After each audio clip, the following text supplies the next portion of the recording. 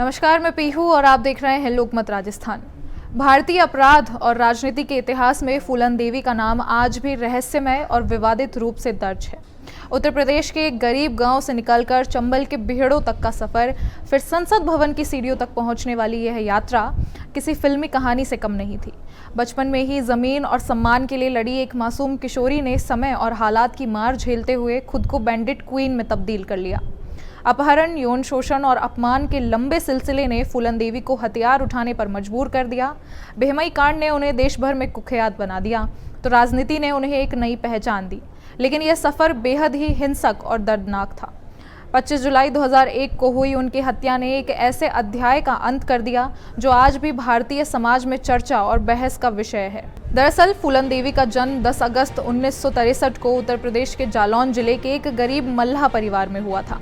बचपन से ही उनमें अपने अधिकार के लिए खड़े होने का साहस था और महज 10 साल की उम्र में ही उन्होंने अपनी ज़मीन बचाने के लिए बड़े भाई से टकराव किया, जिसने उनके स्वभाव की झलक दे दी।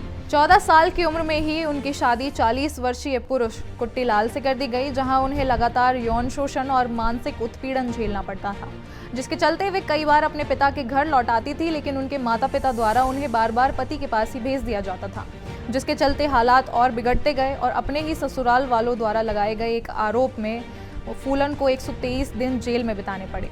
इसके दौरान जेल में भी उनके साथ अमानवीय व्यवहार और यौन शोषण हुआ और जब उन्हें रिहाई मिली तो उनके पति द्वारा दूसरी शादी कर लेने की खबर ने उनके जीवन को तोड़ कर रख दिया और वे घर से भाग गई।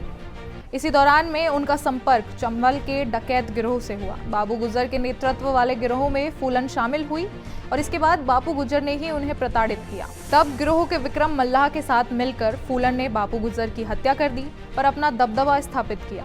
विक्रम ने फूलन को हथियार चलाना सिखाया और दोनों ने मिलकर कई डकैतियां और अपहरण की घटनाओं को अंजाम दिया।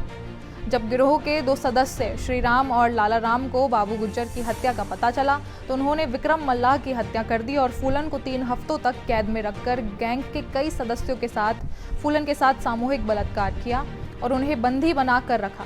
उनकी हालत इतनी गंभीर थी कि फूलन का बचना नामुमकिन था। तब फूलन को चाहने वाले एक युवक मान सिंह मल्लाह ने फूलन को बचाया और दोनों ने मिलकर लगभग 7 महीने बाद बहमई गांव में हमला किया और अपने साथ हुए अपराधों को ध्यान में रखते हुए फूलन ने एक साथ 22 ठाकुरों को लाइन में खड़ा कर उन्हें गोली मारी। 1981 का यह बहमई कांड राष्ट्रीय सुर्खियों में छा गया। मीडिया ने उन्हें बैंडिट क्वीन का नाम दिया और फूलन की कहानी पर एक मूवी भी बनाई गई। प्रधानमंत्री इंदिरा गांधी के दौरे में फूलन ने ऐतिहासिक शर्तों के साथ आत्मसमर्पण किया, जिसमें फूलन को फांसी ना देने, 8 साल से अधिक की सजा ना होने और जेल के बाद पुनर्वास का वादा शामिल था। आत्मसमर्पण के बाद फूलन ने 11 साल जेल में बिताए और 1994 में रिहा होने के बाद उन्होंने बौद्ध धर्म अपनाया और उम्मीद सिंह यादव से विवाह किया। मुख्यमंत्री मुलायम सिंह यादव ने उनके खिलाफ सभी मामले वापस ले लिए और समाजवादी पार्टी से मिर्जापुर लोकसभा सीट के लिए एक टिकट दिया और फूलन चुनाव जीती भी और सांसद भी बनी। हालांकि उनकी राजनीतिक यात्रा भी विवादों से घिरी रही और 1998 में उन्हें हार का सामना करना पड़ा। इसके बाद 25 जुलाई 2001 को दिल्ली स्थित उनके आवास के बाहर शेर सिंह राणा ने उनकी गोली मारकर हत्या कर दी और राणा ने दावा किया कि यह बहमई कांड का बदला था। चंबल के बीहड़ों से संसद भवन तक की उनकी यात्रा इस बात का प्रमाण है कि परिस्थितियां इंसान को कितना बदल सकती हैं। फूलन देवी आज भी भारतीय इतिहास की सबसे विवादित किंतु प्रेरक हस्तियों में से गिनी जाती हैं। इस पर आप सभी की क्या राय है, हमें कमेंट्स करके ज़रूर बताएं और ऐसे तमाम खबरों और अपडेट्स के लिए देखते रहें लोकमत राजस्थान।